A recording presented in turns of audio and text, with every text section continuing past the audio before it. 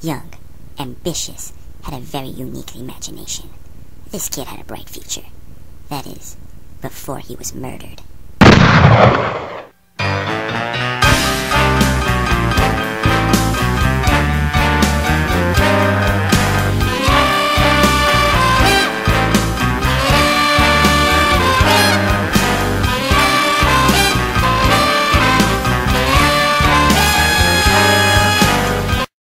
Finn was dead, but who would want to kill him, and why?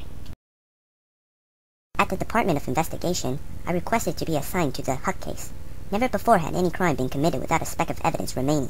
I was eager to begin. I started by gathering data on Finn. I wanted to find any and all connections he had. Anyone who had a dislike or grudge towards Finn is a suspect. Anyone who has the smallest motive could be the killer. My first suspect was this man, Tom Robinson. A few years ago, Robinson was convicted of the rape of Finn's twice-removed third cousin. He might have come after Finn now that he's out of jail, but this is the only thing he had to say. I did not rape that white woman. I did not rape that white woman. I did not rape that white woman. The system is unfair. I didn't have time to discuss with Robinson about his women troubles. Time was of the essence, so I moved on to Finn's next contact. This is Thomas Sanford, a respected judge from the community of Salem. He is the brother-in-law of Judge Thatcher, the man who had safeguarded Huck's fortune. Here's what he had to say. Proctor is the devil. We as a community need to band together as a community to get this heathenous, devil worshipper out of our society and into the woods where his worst witch-flying, card-based life form bitch-ass needs to be. John Proctor? Who was this Proctor, and why was this man so ambitious on condemning him? I wanted to know more, but before I could question Sanford any further, a zombie bit him and he became one.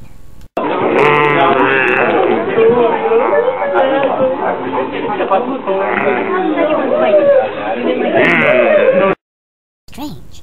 Even the Macbeths have become zombies. But I had no time to investigate this small matter. I had to find John Proctor. I did not have sexual relations with that woman. Not another man with women problems. This trail was dead. My many dead-end leads were disheartening. I needed to break through in the case. That's when I discovered the location of Finn's secret diary. I was now hot on the trail. Here is Sidney Carton, a lazy alcoholic who doesn't even value his own life. It is possible that he couldn't bear watching Finn's bright and promising future come into fruition and decided to end it prematurely. Why would I want to kill Tiffany? Well, you see, there are a number of reasons. One, because she's Chinese. Naturally, by two being Chinese, I feel a bit murderous. And two, because she's conveniently right there, within arm's reach. Because I'm a lazy man. Alright, I was dead wrong. This guy's just an alcoholic. Excuse me throwing up my hands like I just don't care. Maybe insane as well. I was on hot pursuit of this man named Romeo. As you can see, he likes to touch young boys. But it wasn't because of that he had connections to Finn. In his diary, Finn wrote of a woman named Juliet. This woman happened to be Romeo's fiancée. I'm not sure what the relation was between the two, but it has something to do with pilgrims, touching. I was hoping Romeo could tell me more about it, but he ran the moment he saw me. Inspector Javert chased him down.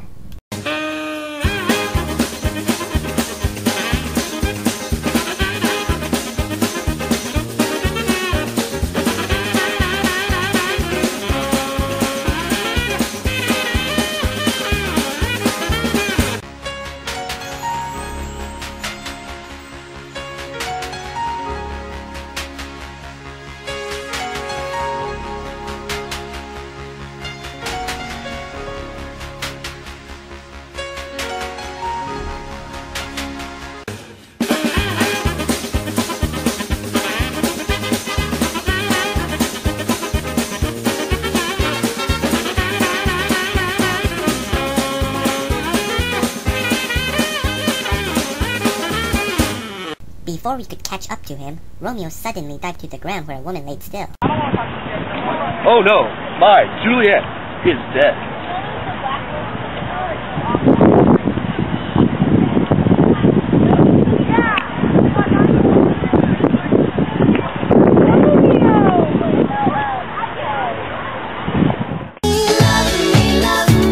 Say that you love me.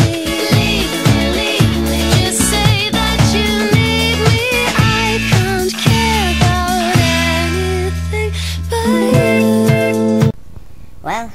there goes my prime suspect.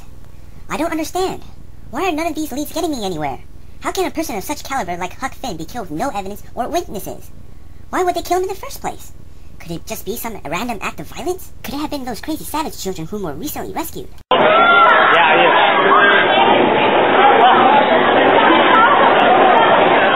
No, they're just kids. They wouldn't hurt a fly, let alone a pig. Wait! Pig! That's it! It must be Napoleon and Snowball. They have hated each other for years, and during their epic struggle for power, Finn was slain in the crossfire. Where's your hand? No, pigs can't even hold guns, let alone shoot one. I was defeated. I have no more suspects. Even if I did, I would only be on a wild goose chase. I was ready to give in when the phone rang. It was an anonymous caller. The caller informed me of two suspicious-looking men that were there the night of the party where Finn's murder took place. One was a large man.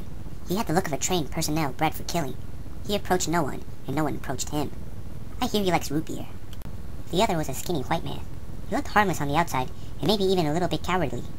But I bet that even if he were to speak softly, he would be carrying a big stick with him. Since I was scared of the big guy, I didn't approach him. I decided to follow up on the latter report. I went undercover and followed this man. I discovered he had a taste for violent firearm simulation exercises.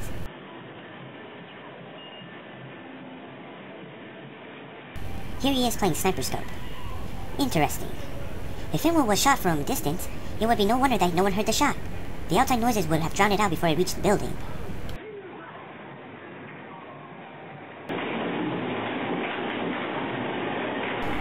It seemed that he had a fancy for shooting the men and women of law enforcement.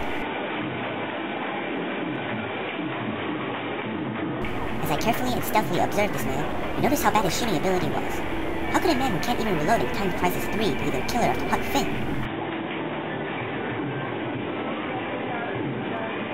Ha! He got shot! If he had time to look at me, then he has time to watch where he's pointing that gun. What happened to my hot leads? Why am I not getting anywhere? Did I miss something? I traced back to all my encounters and found nothing. This case has gone cold. I guess we'll never find out who killed Huck Finn. If only my big brother was here.